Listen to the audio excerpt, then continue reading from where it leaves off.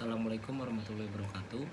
Di sini saya akan sedikit mempresentasikan tentang linear programming dengan metode simplex. Yang pertama di sini ada penjelasannya. Apabila suatu masalah LP hanya terdiri dari dua variabel keputusan, maka dapat diselesaikan dengan metode grafik. Tetapi jika lebih dari dua kegiatan, maka digunakan metode simplex. Metode simplex merupakan suatu cara untuk menentukan kombinasi optimal dari tiga variabel atau lebih. Langkah-langkah dalam metode simplex. Di sini ada 7. Yang pertama, merubah fungsi tujuan dan batasan-batasan. 2. Menyusun persamaan-persamaan di dalam tabel. 3. Memilih kolom kunci. 4. Memilih baris kunci. 5. Merubah nilai-nilai baris kunci. 6. Merubah nilai-nilai pada baris kunci. 7. Melanjutkan perbaikan-perbaikan atau perubahan-perubahan. Merubah fungsi tujuan dalam batasan-batasan. Fungsi tujuan diubah menjadi fungsi implisit, artinya semua CJ, X, IJ digeser ke kiri. Misalnya Z ini 3x1 ditambah 5x2 diubah menjadi Z min 3x1 min 5x2 sama dengan 0. Pada bentuk standar, semua batasan mempunyai tanda lebih besar. Pertidaksamaan tersebut harus diubah menjadi persamaan. Caranya dengan menambah select variable atau variabel ditambah yang mewakili tingkat pengangguran atau kapasitas yang mempunyai batasan. Di sini ada tabel ya, mungkin bisa dilihat. Fungsi batasan formulasi fungsi batasan formulasi matematisnya. Di sini ada fungsi tujuan maksimumnya itu Z min 3x1 dikurang 5x2, dan sini batasannya 2x1 tambah 3x sama dengan 8, dan sini 3x2 ditambah x4 sama dengan 15. Menyusun persamaan-persamaan di dalam tabel. Nilai-nilai kanan persamaan yaitu nilai dari belakang sama dengan variabel dasar, variabel yang nilainya sama dengan isi kanan dari persamaan. Pada persamaan 2x1 tambah x3 sama dengan 8, jika belum ada kegiatan apa-apa, berarti nilai x1 sama dengan 0. Dan semua kapasitas masih menganggur, maka penganggur ada 8 satuan sisi kanan atau nilai x2, x3 sama dengan 8. Pada tabel tersebut nilai variabel besar 3x, 4x, 5x pada fungsi tujuan harus 0, dan nilainya pada batasan-batasan bertanda positif. Langkah 3, memilih kolom kunci. Kolom kunci adalah kolom yang merupakan dasar untuk merubah tabel di atas. Kolom kunci yang mempunyai nilai pada baris fungsi tujuan yang bernilai negatif terbesar dalam tabel terletak pada kolom x2 dengan nilai pada baris persamaan tujuan. Kalau suatu tabel sudah tidak memiliki nilai negatif pada baris tujuan, berarti tabel itu tidak bisa dioptimalkan lagi atau sudah optimal. Di sini ada tabel tentang pemberian kolom kunci. Di sini ada variabel dasar. Di sini keterangan, dan di sini ada hasil. Langkah 4, memilih baris kunci. Baris kunci adalah baris yang merupakan dasar untuk merubah tabel. Perlu dicari nilai indeks, membagi nilai pada kolom NK RHS dengan nilai yang sebaris pada kolom kunci. Indeks di sini disamadengankan nilai kolom NX, nilai kolom kunci. Pilih baris yang mempunyai indeks positif terkecil, batasan 2 yang terpilih sebagai baris lurus, nilai yang masuk dalam kolom kunci dan baris kunci disebut angka kunci. Langkah 5, merubah nilai-nilai baris kunci. Di sini ada tabel tentang merubah nilai baris kunci. Nilai baris kunci diubah dengan cara membaginya dengan angka kunci seperti pada tabel 3 di atas. Bagian bawah 0/3 sama dengan 0, 3/3 sama dengan 1, 0,3 sama dengan 0, dan sini dapat diganti variabel dasar pada baris itu dengan variabel yang terdapat di bagian atas kolom kunci x2. Berarti di sini. Langkah 6, merubah nilai-nilai selain pada baris kunci.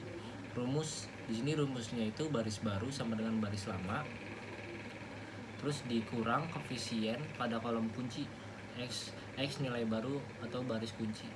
Nilai baru baris pertama Z adalah, nilai baru baris kedua batasan 1 adalah. dari sini ada tabel-tabelnya dari ini.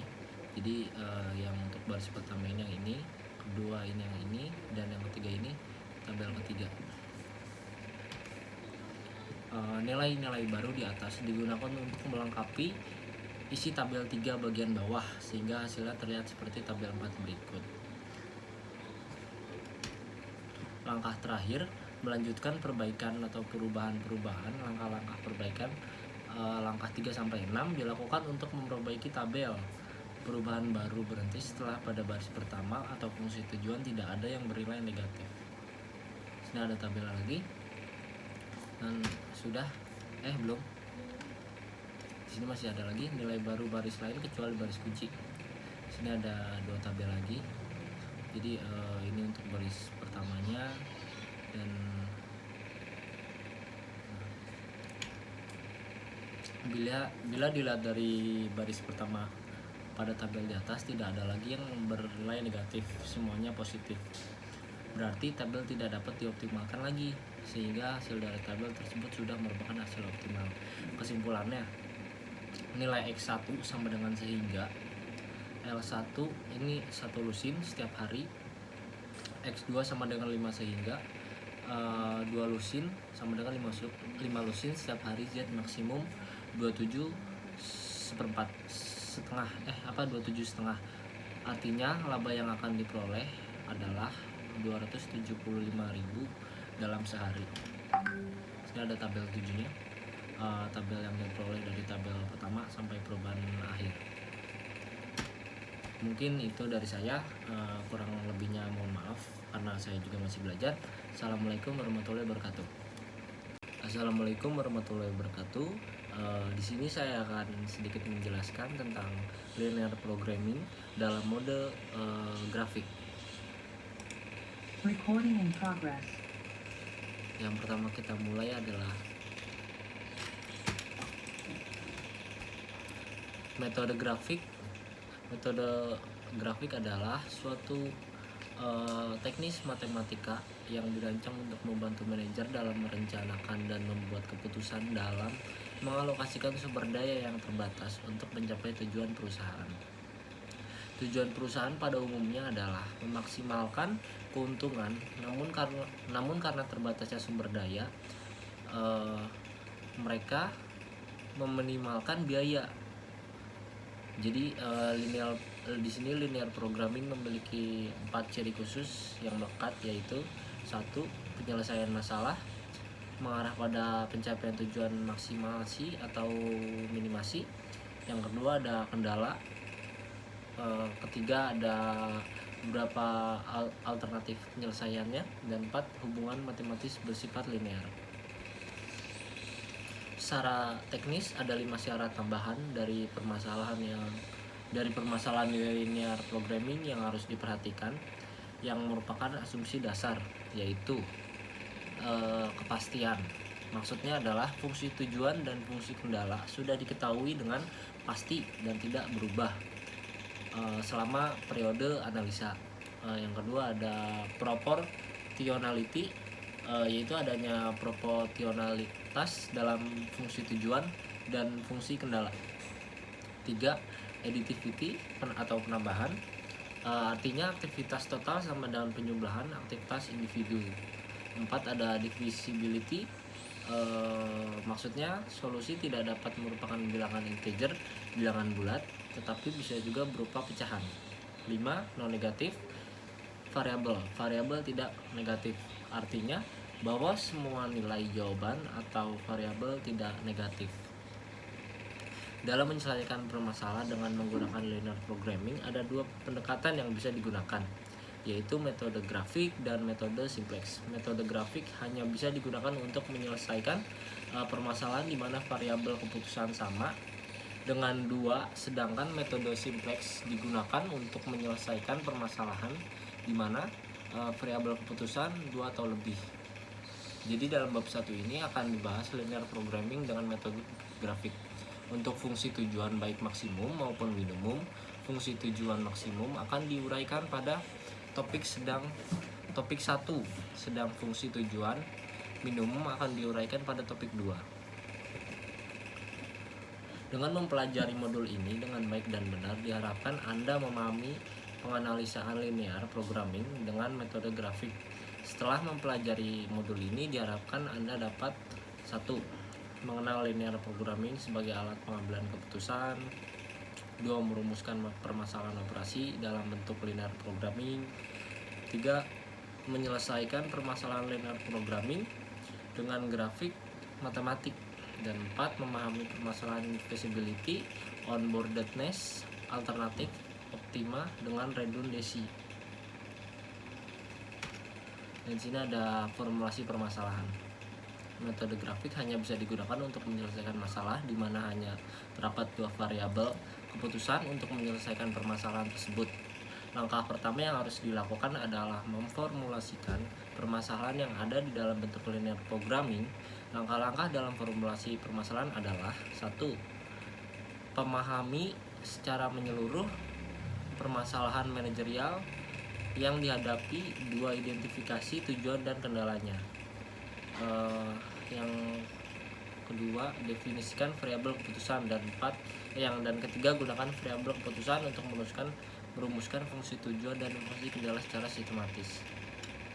Sebagai contoh dalam formulasi permasalahan berikut ini akan dibahas perusahaan Krishna Furniture yang akan membuat meja dan kursi. Keuntungannya diperoleh dari 1 unit meja adalah $7. Sedangkan keuntungan yang diperoleh dari 1 unit kursi adalah $5. Namun untuk meraih keuntungan tersebut, Krishna Furniture menghadapi kendala keterbatasan jam kerja. Untuk membuat 1 unit meja, dia memerlukan 4 jam kerja. Untuk pembuatan 1 unit kursi, dia membutuhkan 3 jam kerja. Untuk mengecat 1 unit meja dibutuhkan 2 jam kerja. Dan untuk pengecatan 1 unit kursi dibutuhkan 1 jam. Jumlah jam kerja yang tersedia untuk pembuatan meja dan kursi adalah 240 jam per minggu. Sedangkan jumlah jam untuk pengecatan adalah 100 jam per minggu. Berapa jumlah meja dan kursi yang sebaiknya diproduksi agar keuntungan perusahaan maksimum? Dari kasus di atas adalah diketahui bahwa tujuan perusahaan adalah memaksimumkan profit. Sedangkan kendala perusahaan tersebut adalah terbatasnya waktu yang tersedia untuk pembuatan dan pengecatan. Apabila permasalahan tersebut diringkas dalam satu tabel, akan tampak sebagai berikut. Dan sini ada tabelnya. Informasi permasalahan Krishna Furniture. Jadi di sini itu jam kerjanya, dan sini yang mereka kerjakan, yang mereka buat. Totalnya di sini meja dibikin ada 4 dan kursi 8, dan meja yang dicat itu ada 2, kursi 1, dan profit per unitnya itu segini. Mengingat produk yang akan dihasilkan dalam meja dan kursi, maka dalam rangka memaksimumkan profit, perusahaan harus memutuskan beberapa jumlah meja dan kursi yang sebaiknya diproduksi. Dengan demikian, dalam kasus ini yang merupakan variabel keputusan adalah meja X1 dan X2. Setelah kita mendefinisikan variabel keputusan, maka langkah selanjutnya adalah menuliskan secara matematis fungsi tujuan dan fungsi kendala. Di sini fungsi tujuan perusahaan adalah memaksimalkan keuntungan, sehingga kita dapat menuliskan fungsi tujuan sebagai berikut. P sama dengan $7 kali jam kerja ditambah $5 dikali jumlah kursi. Atau secara matematis dapat dituliskan maksimal Z sama dengan $7 X1 ditambah $7 X2. Fungsi kendala berkaitan dengan sumber daya yang digunakan. Perusahaan tidak memperkirakan secara tepat kebutuhan sumber daya yang digunakan untuk mencapai keuntungan tertentu. Biasanya perusahaan menyediakan sumber daya tertentu yang merupakan kebutuhan minimum atau maksimum. Kondisi seperti ini secara matematis diungkapkan dengan pertidaksamaan. Kendala yang pertama adalah waktu yang tersedia di departemen pembuatan. Total waktu yang diperlukan untuk membuat X1 meja, di mana untuk membuat 1 unit meja diperlukan waktu 4 jam. Dan untuk membuat 2 kursi, di mana untuk membuat 1 unit kursi diperlukan waktu 3 jam kerja adalah 240 jam. Kalimat ini bisa dirumuskan dalam pertidaksamaan matematis menjadi 4 kali 1 tambah 3 kali 2. Seperti halnya pada kendala yang pertama, maka pada kendala kedua dapat diketahui bahwa total waktu yang diperlukan untuk pengecatan 1 kali meja, di mana untuk mengecat 1 unit meja diperlukan waktu 2 jam kerja, dan untuk membuat 2 kursi, di mana untuk mengecat 1 unit kursi dibutuhkan 1 jam kerja. Kalimat ini bisa dirumuskan dalam pertidaksamaan matematis menjadi 2 kali 1 tambah 1 kali 2. Salah satu syarat yang harus dipenuhi dalam linear programming adalah asumsi X1 dan X2 tidak negatif. Artinya bahwa X1 dan di sini jumlah kerja yang diproduksi adalah lebih besar atau sama dengan 0. Dan di sini jumlah kursi yang diproduksi adalah lebih besar atau sama dengan 0. Dari urutan di atas dapat dirumuskan formulasi permasalahan secara lengkap sebagai berikut. Fungsi tujuan memaksimalkan Z $7 kali 1 ditambah $5 S kali 2 fungsinya kendala 4x1 tambah 3, ya pokoknya begini. Dan di sini B, penyelesaian linear program secara grafik. Kasus Krishna Furniture tersebut akan kita selesaikan dengan metode grafik. Keterbatasan metode grafik adalah bahwa hanya tersedia 2 sumbu koordinat, sehingga tidak bisa digunakan untuk menyelesaikan kasus yang lebih dari 2 variabel keputusan.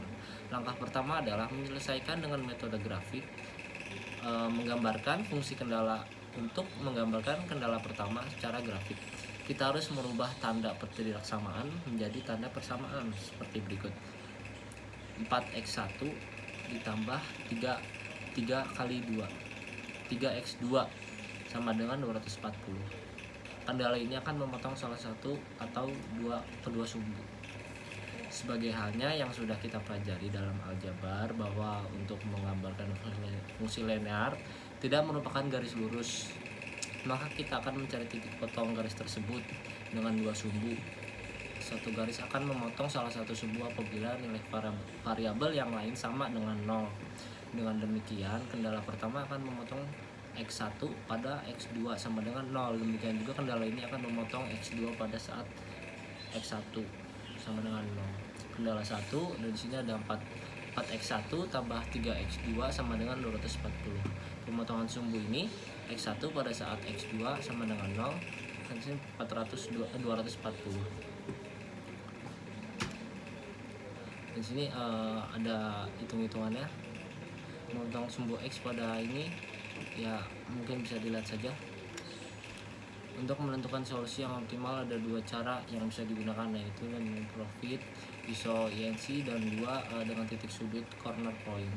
Penyelesaian dengan menggunakan garis profit adalah menyelesaikan dengan menggambarkan fungsi tujuan, kemudian fungsi tujuan tersebut digeser ke kanan sampai menyinggung titik terjauh dari titik 0. Tapi masih berada pada area layak differentiation. Untuk menggambarkan garis profit, kita mengganti nilai Z dengan sembarang nilai yang mudah dibagi oleh koefisien pada fungsi profit. Pada kasus ini, angka yang mudah dibagi angka 7 koefisien dan koefisien X2 adalah 35, sehingga fungsi tujuan menjadi 35 sama dengan 7x1 dan 5x2. Garis ini akan memotong sumbu X1 pada titik 5,0 dan memotong sumbu X pada titik 0,7. Dari praga 1 dapat dilihat bahwa iso profit line menyinggung titik B yang merupakan titik terjauh dari titik 0. Titik B ini merupakan titik optimal. Untuk mengetahui beberapa nilai X dan X2 serta nilai Z pada titik B tersebut, kita mencari titik potong antara kendali dan kendala 2. Karena titik B bersubstitusi diperoleh nilai X1 sama dengan 30, X2 sama dengan 40, dan Z sama dengan 410. Dari hasil perhitungan tersebut, maka dapat disimpulkan bahwa keputusan perusahaan yang akan memberikan profit maksimal adalah memproduksi X1 sebanyak 30 unit, X2 sebanyak 40 unit, dan perusahaan akan memperoleh profit sebesar 410. Penyelesaian dengan menggunakan titik sudut corner point, artinya kita harus mencari nilai tertinggi dari titik-titik yang berada pada area layak. dari Praga 1 dapat dilihat bahwa ada 4 titik yang membatasi area layak, yaitu titik 0, 0,0 dan A 0,80 dan B 3,40 dan C 5,0. Keuntungan pada titik O di sini, ini keuntungannya. Dan di sini kita lanjut, karena keuntungannya tertinggi jauh pada titik B, maka sebaiknya perusahaan memproduksi meja sebanyak 30 unit dan kursi sebanyak 40 unit, dan perusahaan memperoleh keuntungan optimal sebesar 410. Dan itu mungkin dari saya sedikit penjelasan, kurang lebihnya saya mohon maaf karena saya masih belajar. Wassalamualaikum warahmatullahi wabarakatuh.